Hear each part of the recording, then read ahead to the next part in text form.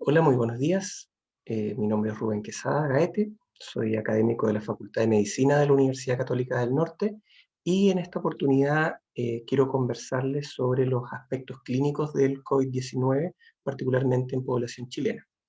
Esta presentación se enmarca dentro de, el plan de capacitación funcionaria del Programa Anual de Capacitación de la Corporación Gabriel González Videla, que está trabajando en conjunto con la Universidad Católica del Norte para poder llevar a funcionarios y funcionarias el conocimiento que podemos tener desde la universidad de distintas temáticas.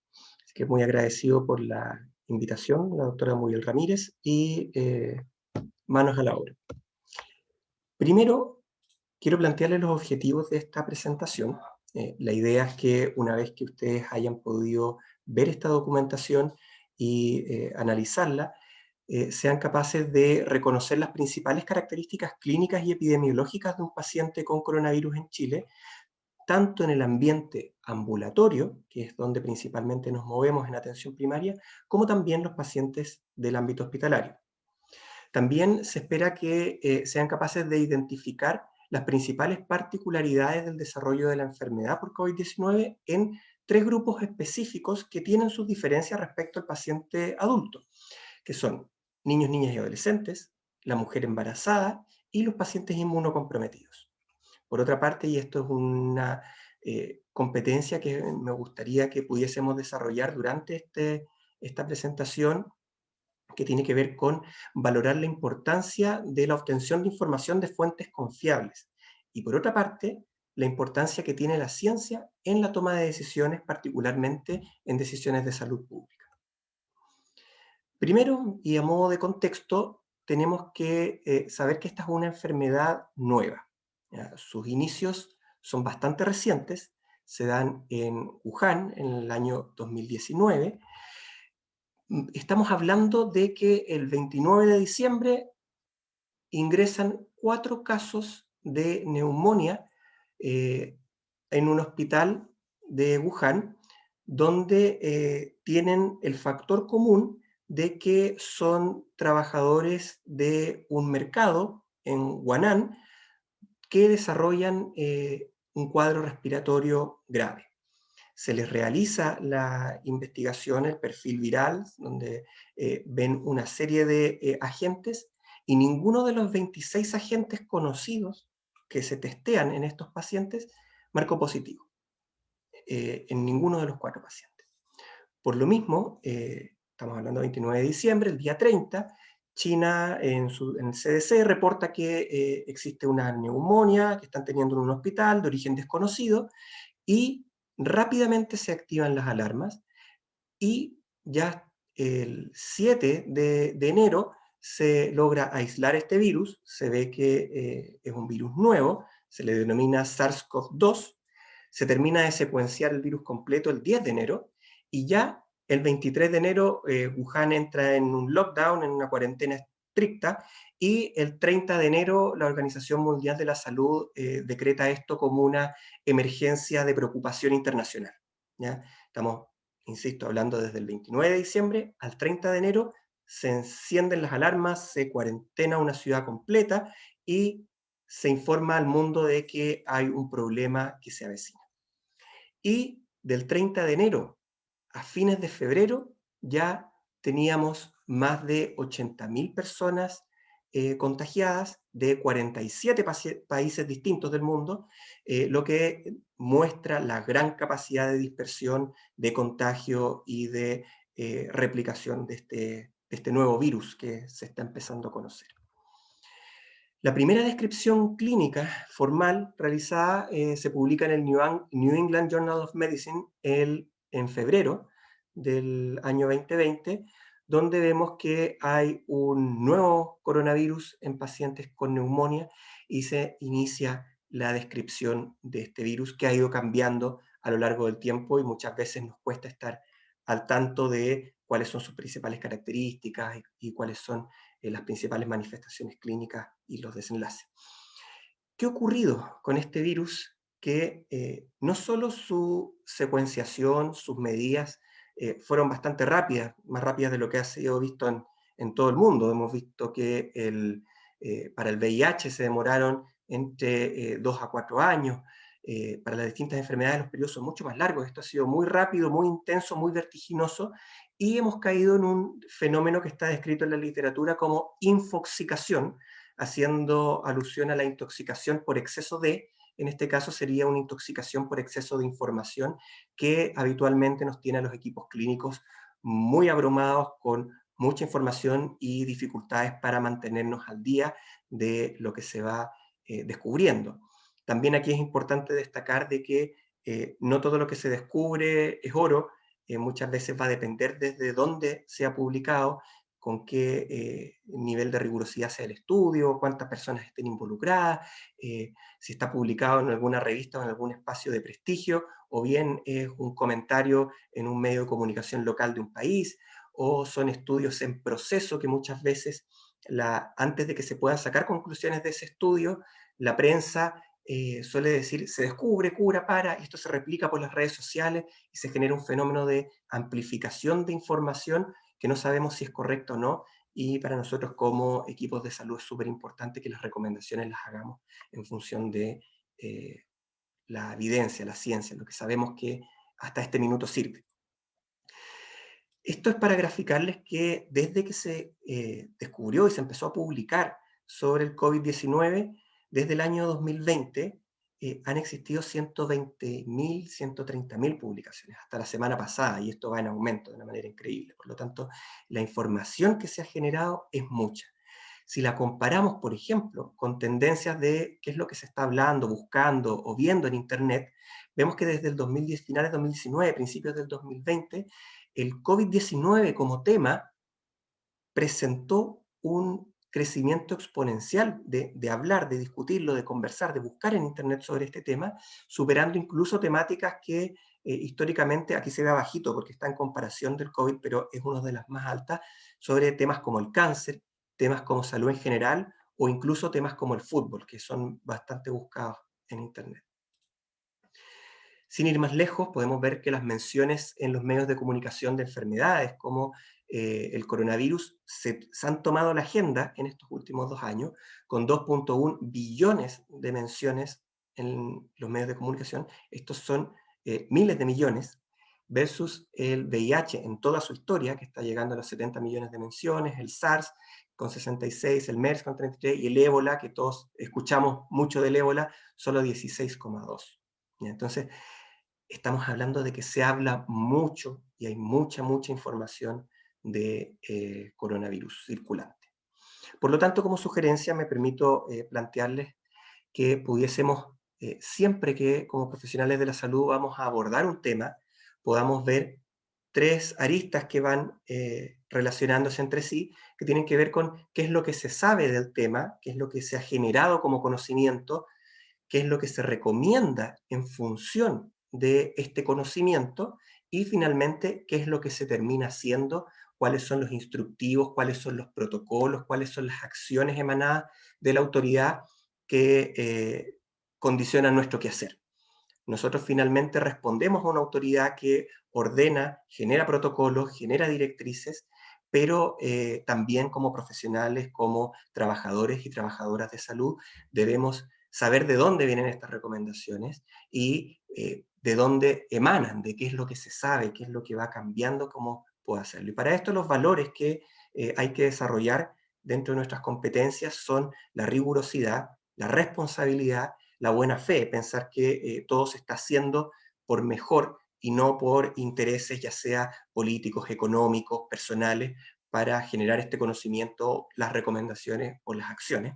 Y siempre con un espíritu de mejora, porque sabemos que siempre lo podemos hacer mejor, y que en la medida de que pensemos de que lo estamos haciendo súper bien y que no podemos mejorar nada, finalmente va a ser muy difícil poder entregarle mejor salud a nuestros compatriotas. Por lo mismo, es importante que este círculo sea un círculo de mejora con responsabilidad, rigurosidad y siempre buscando lo mejor para nosotros, nosotras y nuestros pacientes.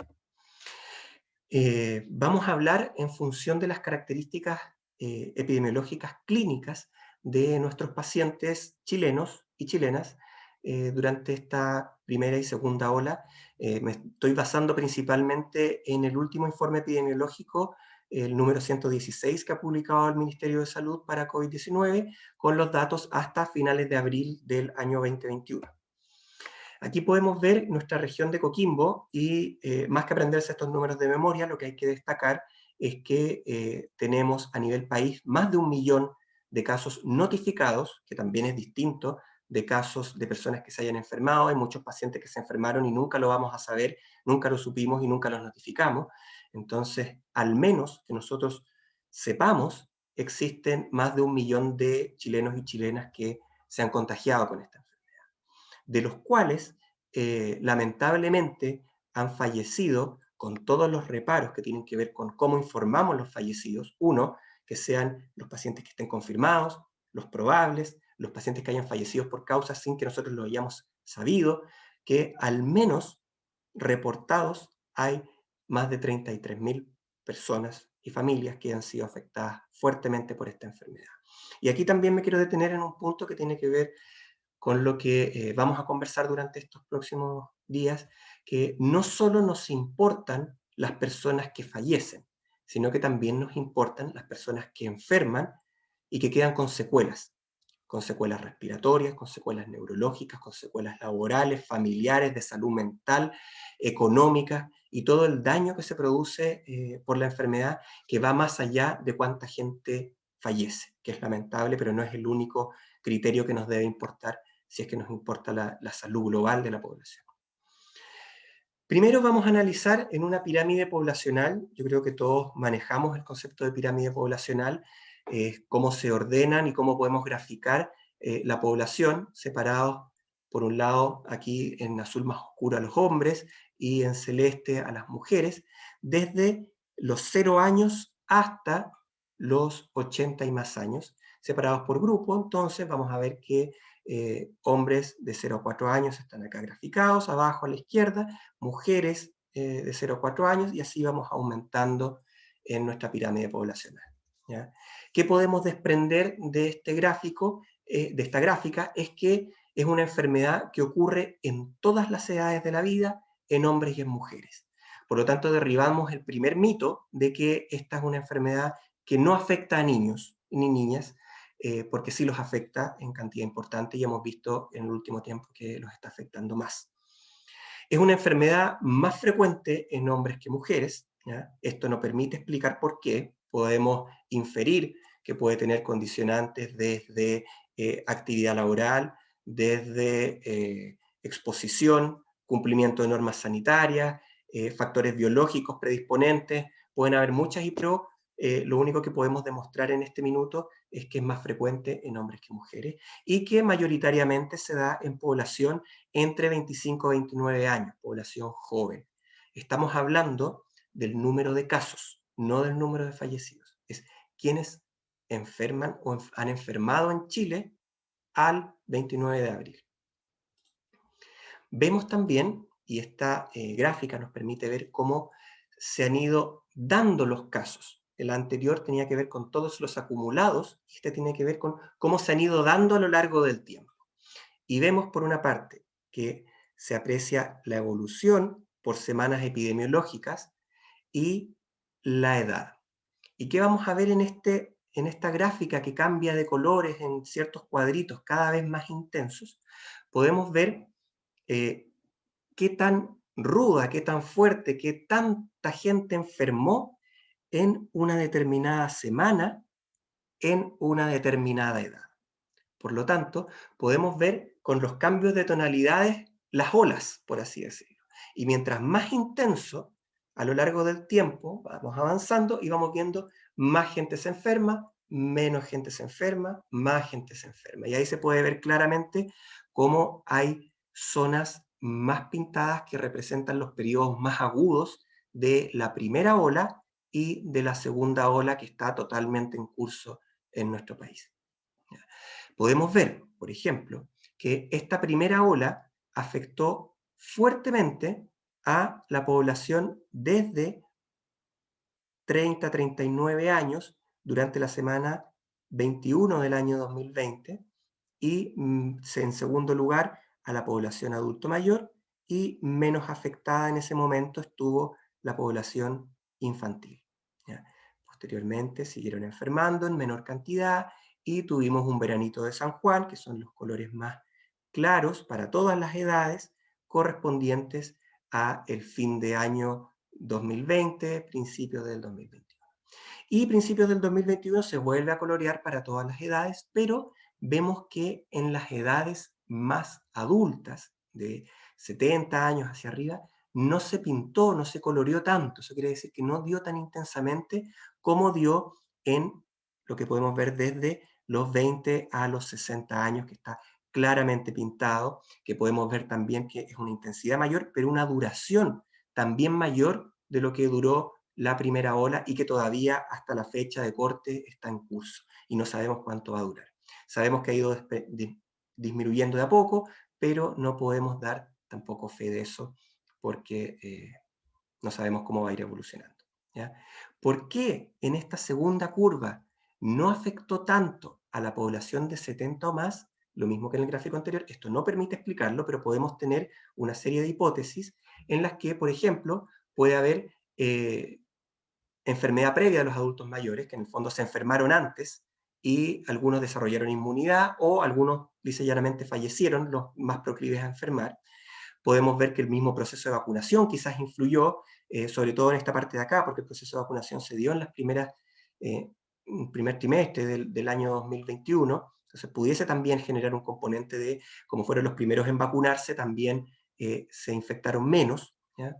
Podemos ver también que quizás en este proceso de fatiga pandémica, la población más joven, laboralmente activa, ya no tenían cuarentenas preventivas, ya tuvieron que volver a trabajar y por eso tuvieron mayor nivel de exposición versus los adultos mayores que permanecieron en sus casas. O, llanamente, la población más joven tuvo menos adherencia, se cansó, disfrutó el verano y decidió seguir relajado y empezó a contagiarse ya en el mes de marzo. Por lo tanto, hay muchas explicaciones, pero lo que vemos objetivamente es que esta segunda ola es más intensa, afecta menos a la población adulto mayor que la primera ola y está durando más que lo que duró la primera ola. Desde el punto de vista de la clínica, vamos a ver generalidades, síntomas, comorbilidades y hospitalizaciones. A modo general, yo sé que ustedes ya con un año saben bastante de esto, pero tenemos que repasarlo, que el periodo de incubación promedio, en promedio, sabemos que puede durar más, es de 4 a 6 días, con un rango de 2 a 14, y que el 80% de las personas que se enferman se van a recuperar de manera espontánea con un tratamiento básico, que es reposo, agua, y si le duele o tiene fiebre, paracetamol. ¿Ya? Y 8 de cada 10 personas solo requieren eso para estar bien, recuperarse a futuro. ¿Ya? Sabemos que hay un 20% que va a requerir más que eso, la gran mayoría de este 20% hospitalización, y entre un 2,5 a un 5% según las distintas series va a requerir unidad de cuidados intermedio o intensivo. ¿Ya? Las principales complicaciones que se han descrito en la literatura tienen que ver con neumonía, falla respiratoria, y por otra parte daño vascular con hipercoagulabilidad o falla multiorgánica, y complicaciones como miocarditis, tromboembolismo pulmonar y compromiso del sistema nervioso central. Pero lo que predomina, lo más frecuente, lo que más tenemos en nuestros pacientes de unidades de cuidados intensivos son las fallas respiratorias por neumonias multilobar. Eso quiere decir que son focos de neumonía en múltiples lóbulos de los pulmones. ¿Ya? No es un solo foco que tratamos normalmente con antibióticos y suele andar bien. Estamos hablando de un daño masivo a nivel pulmonar con compromiso respiratorio que al no tener tratamiento específico y al necesitar la recuperación propia del paciente, solo nos deja con terapias de sostén por ahora y algunos tratamientos experimentales que han ido probando algunos efectividad y otros no. Y hay otra generalidad clínica que tenemos que incorporar y meternos en el chip porque no la habíamos visto y la estamos viendo cada vez con más frecuencia, que es el síndrome post-COVID o el long COVID, que no tiene tanto que ver con los pacientes que es el síndrome post-UCI, ¿ya? Este paciente grave que requirió unidad de cuidados intensivos, que estuvo ventilado durante mucho tiempo, que presentó atrofia muscular, deterioro orgánico, puede haber tenido diálisis, necesitado diálisis o no, que sale con una cicatriz psicológica y familiar brutal, alteraciones del ciclo sueño-vigilia, complicaciones de la traqueostomía, complicaciones de la intubación, sino que estamos hablando de un paciente que se enferma de COVID y mantiene los síntomas de COVID, fatiga, ansiedad, tos, dolor de pecho, los vamos a revisar por más tiempo. Y esto no es exclusivo de paciente grave, puede ser un paciente leve, que se haya enfermado, que haya solo sido manejado en su casa, que haya tenido tos, dolor de cabeza y dolor de cuerpo, que haya pasado su periodo contagiante, pero siga con estos síntomas más de 4 o 5 semanas. ¿Qué es lo que hemos visto ya en nuestros pacientes? Aquí tenemos dos gráficas, una de los pacientes que requieren hospitalización y otra de pacientes que se han manejado de manera ambulatoria. Este es el total de casos. Se tomaron más de millón de pacientes que se han enfermado. Se dijeron ya, de este millón de pacientes, cuáles son los que se han enfermado y requerido hospitalización y cuáles son los que no. Los que se enfermaron y están hospitalizados están en el A, y los que se enfermaron y se manejaron en la casa o en residencia, en el B. ¿Ya? Y fueron a mirar los del A, dijeron cuáles son los síntomas que tenían presentes los del A. ¿Ya? Y vieron que primero era tos en frecuencia, tos, mialgia, fiebre, dolor de cabeza, ¿ya? Y dificultad respiratoria. Esa es como la manito, los 5 de los principales síntomas que se dan en pacientes hospitalizados. Tos, dolor de cuerpo, fiebre, dolor de cabeza y dificultad respiratoria. Y lo vemos después en la otra cantidad de pacientes que se manejaron en la casa, que tienen dolor de cabeza, dolor de cuerpo, tos, dolor de garganta y fiebre. Son más o menos similares y eso nos puede provocar un poco de confusión y dudas. ¿Ya? Por ejemplo, algunos dirían, bueno, se da más que nada la tos predomina en el que se hospitaliza y la dificultad respiratoria, que es como un criterio de gravedad y de hospitalización, versus los otros que son más síntomas como gripales, como de dolor de cabeza, dolor de cuerpo, fiebre. ¿Ya? Pudiese ser una manera de diferenciarlos. Sin embargo, esto es los síntomas de los pacientes que ya se tomó la decisión de hospitalizar o no, ¿ya? Como valor predictivo que les permite a ustedes tomar decisión, ¿este paciente requiere o no requiere hospitalización? No es tan decidor, va a depender más del caso a caso, de las condiciones del paciente, pero estos son los síntomas que vemos principalmente. Por otra parte, y esto ya es más decidor, los mismos pacientes, los hospitalizados y los que no se hospitalizaron, y dijeron qué enfermedades o comorbilidades tienen, ¿ya? Los pacientes que se hospitalizan: hipertensión, diabetes, obesidad. ¿Ya? Y por otra parte, en los que no se hospitalizaron, tenemos también hipertensión, diabetes, asma y obesidad. Entonces uno dice, bueno, es más o menos lo mismo. Ahí tenemos que tener mucho ojo porque los pacientes hospitalizados hipertensos, por ejemplo, aquí podemos ver en el gráfico, de todos los hospitalizados, un tercio, más de un tercio, un 45% aproximadamente, casi la mitad de los pacientes hospitalizados, un 45%, eran hipertensos. De los pacientes que se manejaron en la casa, menos de un 10% eran hipertensos. Entonces, las dos están primero dentro de la comorbilidad más frecuente tanto en la casa como en el hospital. Pero la hipertensión arterial, si uno saca, y esto si quieren lo podemos analizar, una razón de odds, un odds ratio que me compara qué tan prevalente es esta comorbilidad en los pacientes hospitalizados, es 8 veces más frecuente que en la hipertensión. Entonces ahí uno lo piensa 2 veces. Y dice, este es un paciente que tiene COVID, que tengo al frente, que puede estar, como veíamos anteriormente, con tos, mialgia y fiebre, que son muy comunes tanto si lo voy a manejar hospitalizado como ambulatorio, pero si es hipertenso, ahí me marca una diferencia. O si es diabético, también me marca una diferencia. Estamos viendo aquí que un 25%, uno de cada 4 pacientes hospitalizados termina siendo diabético, o sea, es diabético, y un 5% de los pacientes que se manejan en la casa son diabéticos. Entonces, hipertensión, diabetes, obesidad, sí claramente puede condicionarme más tomar una decisión o valorar que este paciente pueda complicarse y requerir hospitalización. Y de las hospitalizaciones, aquí entraron a mirar a todos los pacientes que han estado hospitalizados y se ha visto que los puntitos rojos que se ven acá son la tasa de incidencia, qué tan frecuente es la hospitalización por grupo de edad. Entonces vemos que es más frecuente la hospitalización en pacientes de 80 y más años, es progresivo a lo largo de, la edad, y siempre, siempre más frecuente en hombres que mujeres para cada grupo etario, ¿ya? Entonces, dos cosas a recordar: la hospitalización termina siendo cada vez más frecuente en población mayor y siempre más frecuente en varones. Como les conversaba anteriormente, las secuelas es muy importante valorarlas.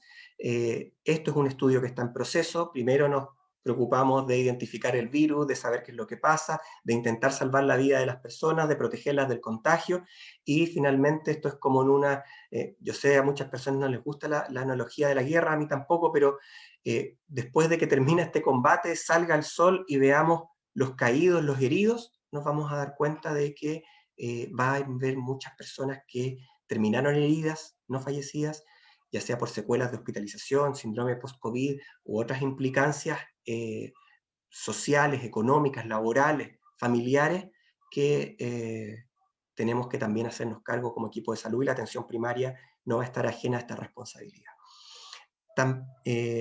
Dicho esto, también les quiero comentar de que se generó un consenso interdisciplinario de rehabilitación para personas adultas post-COVID, a través de múltiples sociedades científicas, colegios profesionales, y vamos a tener también la oportunidad de escuchar a quienes participaron en este consenso a nivel país y quienes también colaboraron en los protocolos que se van a implementar en la atención primaria a nivel regional para hacernos cargo de esta responsabilidad que se nos viene fuerte.